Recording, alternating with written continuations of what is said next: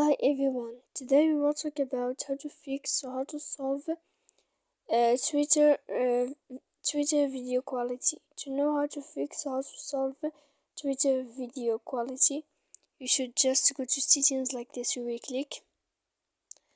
After that, in this page, you will go to apps, default apps, app settings.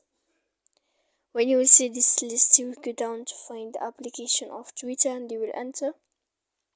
Then in this page you will click for stop.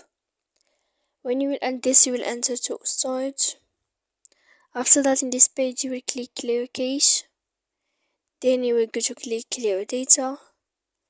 And after all that, when you will end this, you can turn off your phone. So please don't forget to support us by like and subscribe. See you next time in another video, and thank you for watching.